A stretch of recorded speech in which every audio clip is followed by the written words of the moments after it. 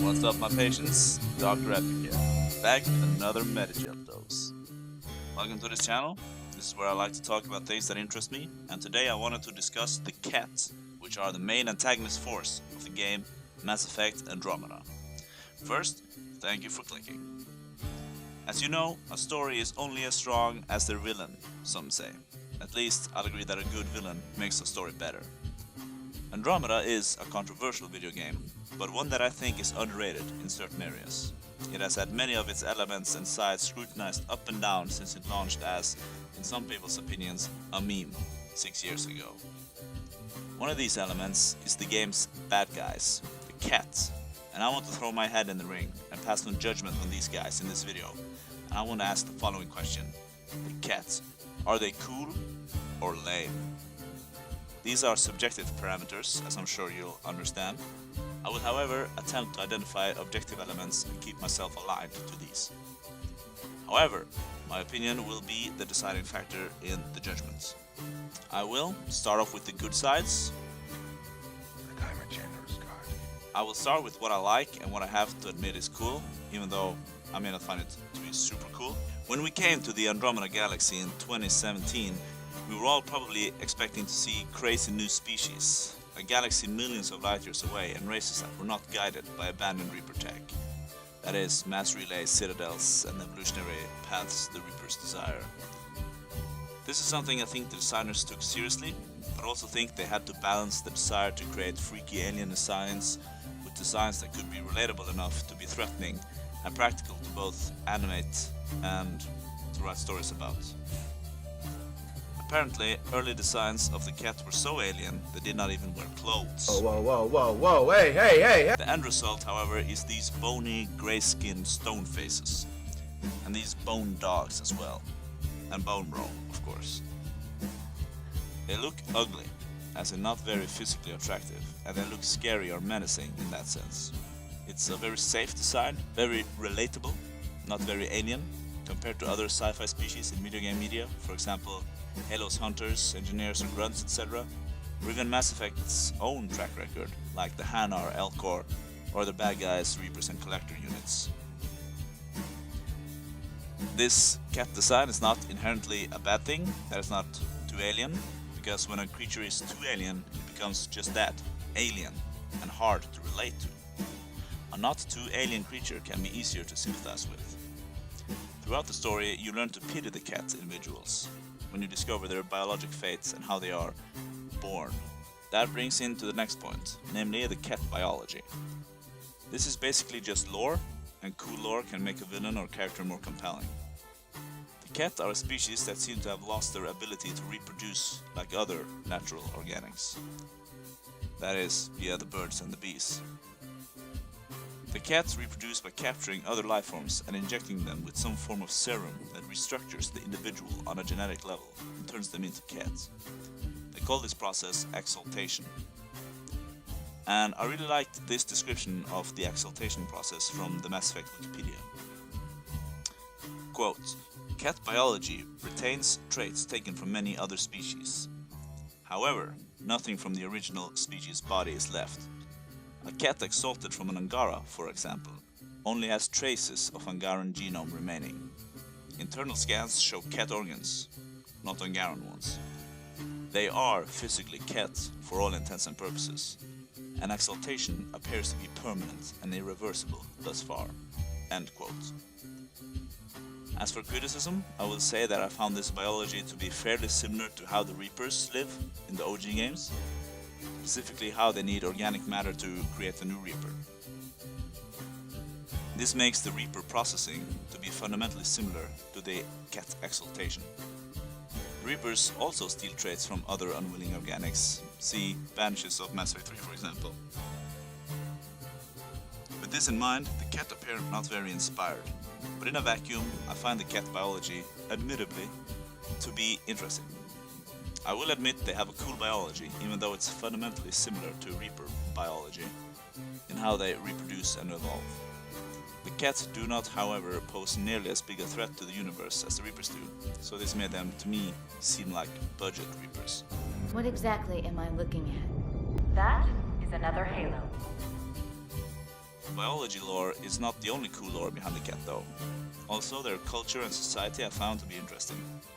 It mirrors traditional empires on Earth like the Roman Empire.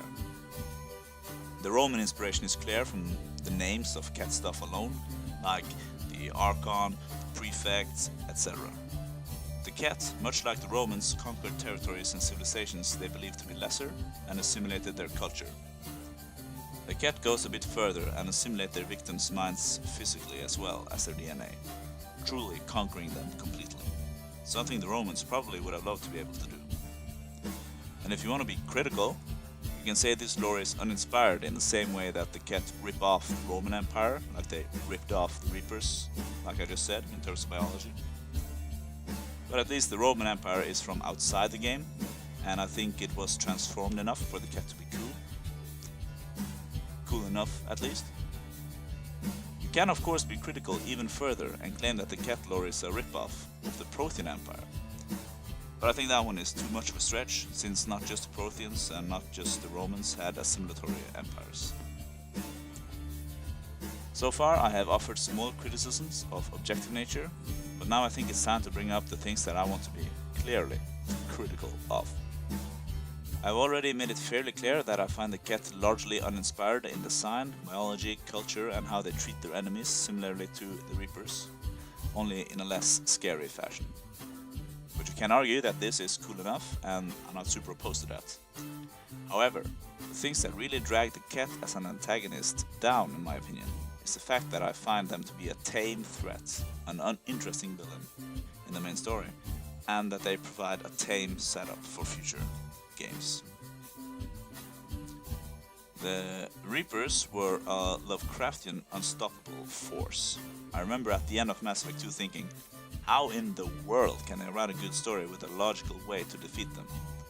I think they managed to solve that fine within the rules of the Mass Effect universe, despite the space magic and lackluster ending of Mass Effect 3. My point here is, the Reapers and Collectors were undoubtedly a threatening force that you were scared of opposing. And the Kett aren't nearly as scary. The Initiative and the Angara and Helios are basically a cluster's worth of resistance fighters, and we still managed to fight them off. The Kett, to me, appear to be just as dangerous as the Systems Alliance of the Milky Way, the Geth, or the Turian Empire. Not even as threatening as I imagined the Prothean Empire being at their prime. Though the Collectors were fewer in number than the Kett, presumably, I feared them more, and not just because of the Reaper connection. They were stronger than us, technologically speaking, smarter than us, and you never knew when, how, or if they'd find you. I want to say, I do think it was a smart move from BioWare to scale the threat level down in Andromeda after facing the Reapers. Nobody would have liked to see a new enemy just being like, we're the Reapers, but bigger. However, I think you do have to have some threat that is more scary than just a militaristic society that needs your genes to replicate. The Kett aren't alien enough for that to be scary. This is why I like the idea of the Jardan and the opposition. These are clearly capable, powerful, and alien guys. Just look at the incredible stuff the Jardan has built, like the Remnant, the Vault Worlds, Meridian, Scourge, presumably. I have a whole video talking about how underutilized the mystery of the Jardan is, by the way. As for further criticism, I have to slam the Archon a bit as well. He is the front figure of the Kett for us throughout the entire main story. And when you introduce a new species or a faction, their leader is supposed to represent them in a representative way, and a good way to do this is to make them stereotype for their species. Think about how the Council represent the core cultural vibes of each of the represented Council species. The Turian guy is obviously a strict, military, no-nonsense guy.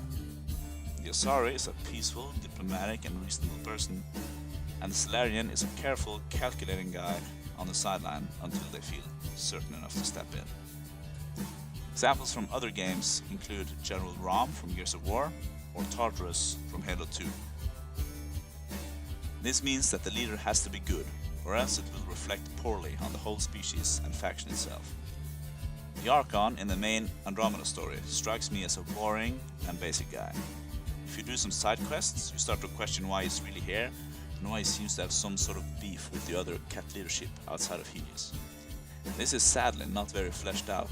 Again, I encourage you to see my video on underutilized mysteries in Mass Effect Andromeda. Speculating about the Archon's true motivations is more exciting than what it does in the main story. In the main story, all we get to see of his motivations is that he wants to dominate Helios by using Meridian. Why? Because he's Kett and Kett want to expand. An understandable, realistic, but sadly boring motivation. You heard me, Caesar. You're boring. Et tu, Brute? Am I using that right? No, but seriously, Roman history actually is pretty interesting. Further criticism is that the setup the Kett provided for the next games is quite dull and tame as of now, in my opinion. We know that the Kett are a strong military faction, and now they're coming for us.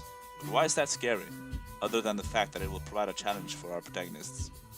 It's no scarier than the First Contact War, and the humans made it out of that alive. Actually, the First Contact War is scarier, because the fate of the entire human race was at stake. It could have been completely killed off. In that sense, the Second World War, as well, was more scary.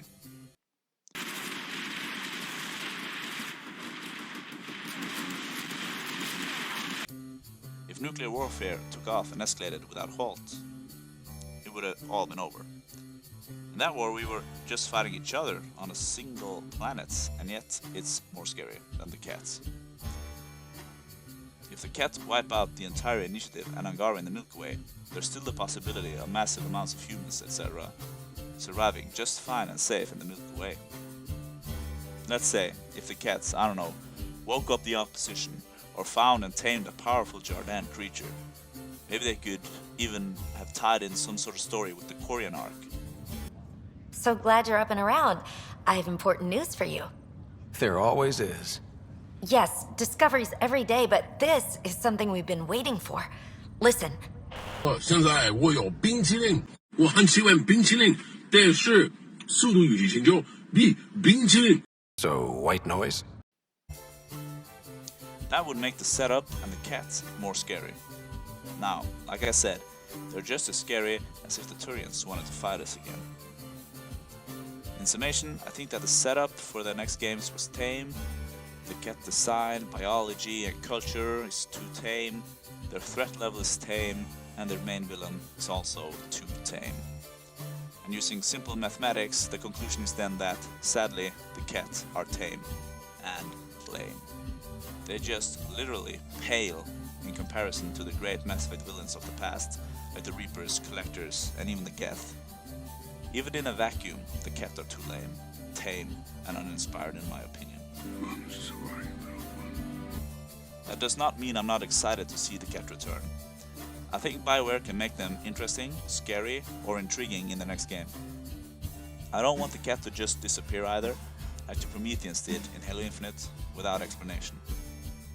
If the Kett became sort of a background character in the next Mass Effect game, in a similar way to how the Geth became side characters in Mass Effect 2, basically, compared to Mass Effect 1, that would also be fine.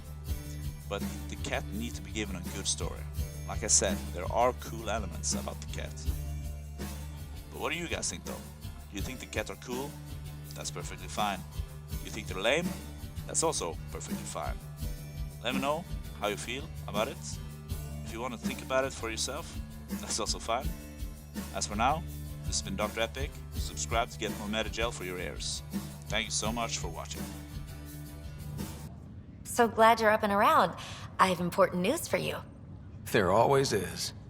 Yes, discoveries every day, but this is something we've been waiting for. Listen.